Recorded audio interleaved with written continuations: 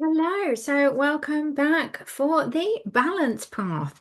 Today I'm going to take you through how the path can help you to stay centered through life's ups and downs. If you remember, I mentioned in the others that the first two paths, impact and growth, are more kind of externally, the last two, balance, transformation, and more about your own internal energy and supporting yourself. Through things. So it's how you can help create sustainability, how you can kind of stay in flow and stay balanced through life's ups and downs, how it supports your well-being, how you can stay grounded. And it's kind of really helping you to see how can you honor your natural ups and downs and flows and your natural energies that are in there. So there is a sort of split between the flow being on the more feminine side and the structure being on the masculine side. So obviously when you work with both of those in harmony, that obviously helps also to keep us kind of centered. So understanding the more feminine energy and understanding the masculine support as well. Our center still in the middle. So our sun, which in this particular path acts as our center, helps us, everything we're doing in this path helps us kind of get back to our center, what is our center of our own energy. And then the little one at the top here, the purpose, that is actually your north node. And that is helping to show you the energy that's going to support you and help you, kind of keeping you aligned to your why and your work's greater purpose. And depending on your age, this will play out differently. So the North Node is something we move into in kind of the second phase of our lifetime, from kind of 40 onwards. So it does make a slight difference to you, depending on your age, whether this is an energy you're going to be growing into, or whether you're just entering into it, or whether it's maybe been an energy that's been present for a few years now, 10 years or something, and you're much more familiar with it. So I discovered this whole system kind of as I was at the start of moving into this energy. And so it's really helped me to actually recognize it and work with it more and see it and accept it. Because I always say that all of the energies that are within us, they are this potential. There is the potential for us to embrace it and grow it and use it and nurture it, or there is a potential for us to reject it. And this one in particular for me, it does show up. There is definitely the potential there for me to feel insecure. That is definitely there. I notice it. Now, when we're going through the Success Codex at the first stage of the level of what we look at all the energies is we don't tend to worry so much about what center they're in from our human design chart. But if you are further along your journey, that's something you can do. But this one, particularly for me, is in the spleen, which also governs our fears. So, this kind of, when I start to talk about this in a minute, you'll see how it can kind of really show up as a fear for me. And if I'm not aware of that, bringing this into my sphere of awareness helps me to recognize when I'm doing it and when I'm letting it step up as a fear or not. So, if we start with this one, the purpose for me, um, where we have the descriptions of what this actually means, it's all to do with this particular key code 48. It's to do with the depth of our knowledge and me growing into kind of being the resource for the collective. And my key to success is like what knowledge can I pull from to create success here? So whenever I'm doing anything, what I am, moving through, I can hold that. But the real alignment cue is really trusting and not believing and trusting and knowing my knowing, trusting my knowing and knowing that I know enough. knowing that I know enough. And when I do not trust that, I become insecure in my knowledge and I become feel inadequate and I believe that I don't know enough. And so that can really knock me off center. If you think about it, if I'm feeling insecure and I am falling into that belief that I do not know enough, and my depth of knowledge is not enough, then that is really going to knock me off center. So that's what we're kind of saying here, that these out of alignment cues are things that can knock us off center. But when we lean into the alignment cue, then that is what brings us back into our center, working with these energies. So always for me, obviously, being scattered versus focused. If I'm feeling off center, I'm not feeling centered, I can really say, okay, what do I need to focus my energy on here? And lean into what I'm excited about and lean into something that I'm passionate about to kind of get me back into center.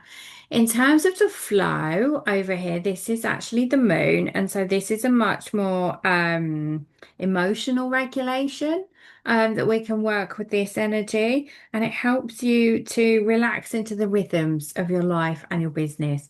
And for me, this is all about the cycle. So, life, so we have ups and downs. We're supposed to, not everything is a flat line, but this helps you to actually make those micro adjustments and know how to use your energy to stay in flow.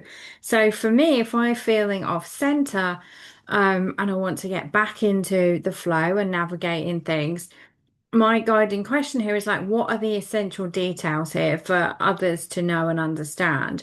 So I can be more precise with my language, with who I'm talking to, with understanding, and really communicating in a really clear and precise way. And that is going to help me to stay in flow. And then the approach that I would take to that, it is this one line energy that you might have heard me talk about before, which is all about the learning still. But in this particular instance, we're looking at it not just a learning, but that cycle of learning and creating, learning something, creating something with what you've learned. Learn something, create with something you've learned. Like actually allow that creativity through to use the energy of something that you have learned. So really lean into this curiosity of like I want to learn more, but then actually doing something with it and creatively, what can I do with that to kind of help me to navigate these ups and downs more effectively with my emotional energy. Now, the structure over here, as I said, is more the masculine side of things when we are looking at staying balanced and staying centered. So it's more about creating supportive structures. So if we think about our business, if we want to be over here, or I want to be over here in flow, creating, learning, creating, then I need this supportive structure over here, which can look like, routines, automations, it's scheduling things in our business or having support and bringing things in. But for me, the energy that helps me move through that and connects me to that structure is actually, how can I have a deeper relationship with this? So how can I feel connected to this structure? How does it really relate to me? How do I feel connected? And how can I create intimacy and how can I create connection through this structure?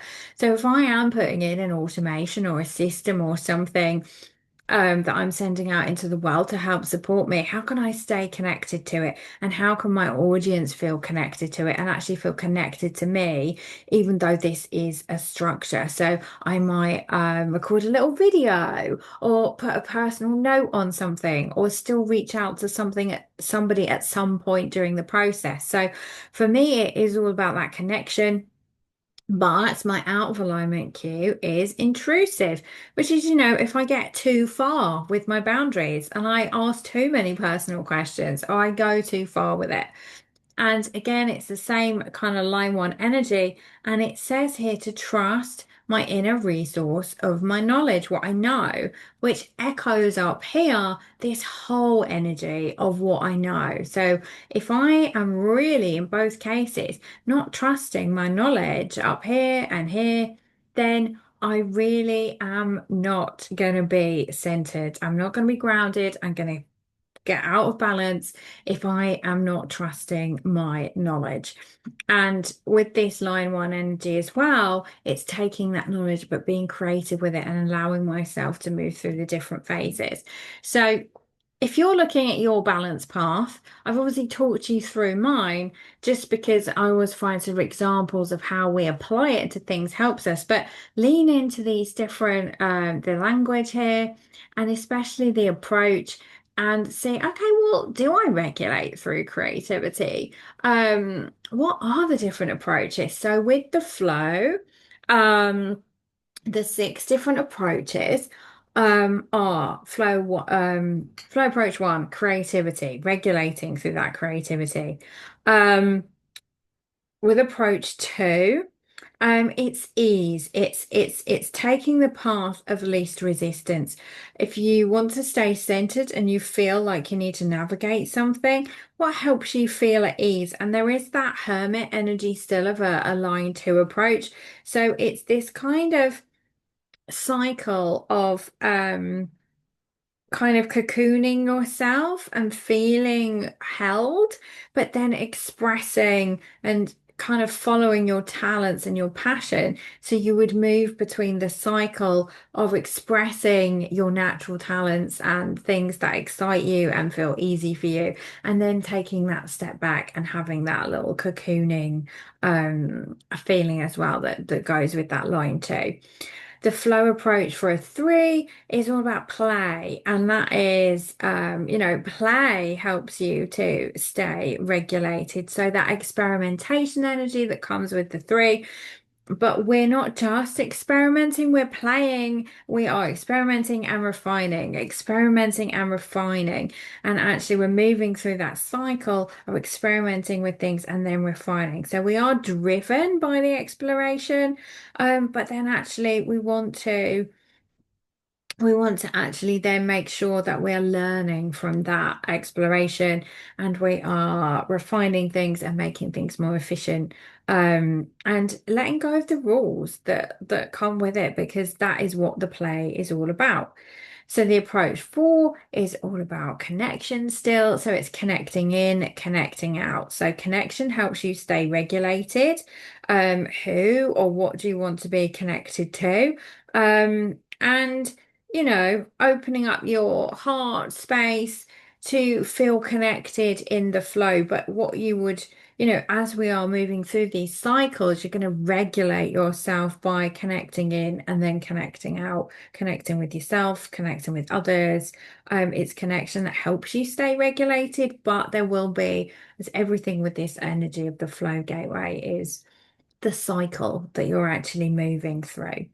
If it is an approach five, there's a lot of grounding energy here, where you are kind of asking yourself, what can you do, to ground yourself right now? It's a leadership energy, it's a practical energy, it's a solution focused energy. So you are, actually moving through these phases of, you're driven by creating impact through the solutions you see, but then kind of realigning and checking back in. So directing people with your solutions, but checking back in with yourself, and actually, grounding in between your, because the five is one of the energies that's, out there in the projection field. So yes, going out there, sharing your solutions, your knowledge, but then checking and connecting back in with yourself in between those those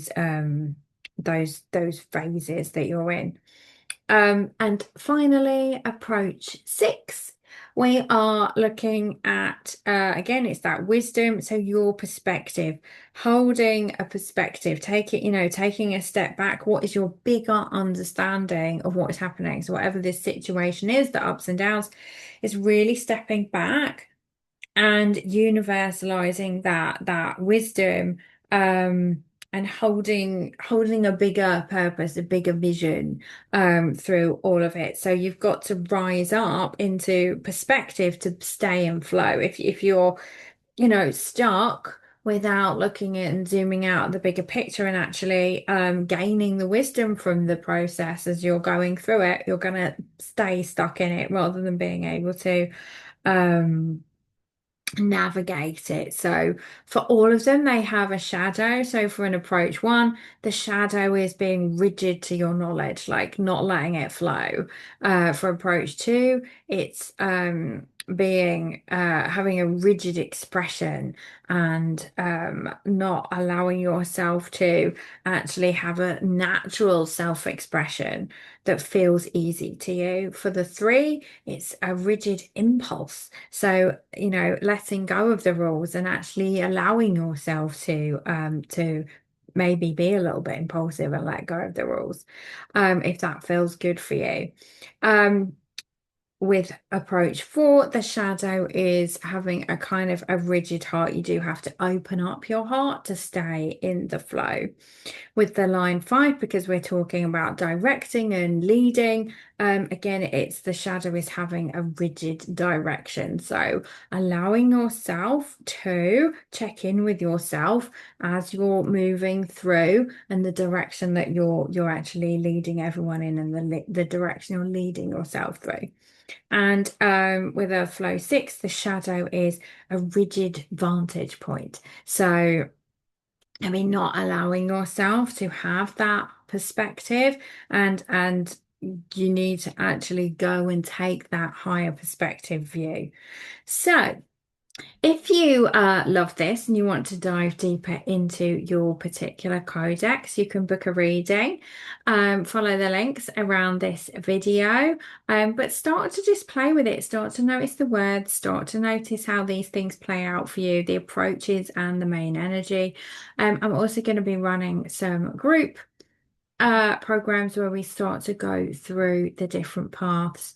So have a look as well, and I will see you back for the transformation path.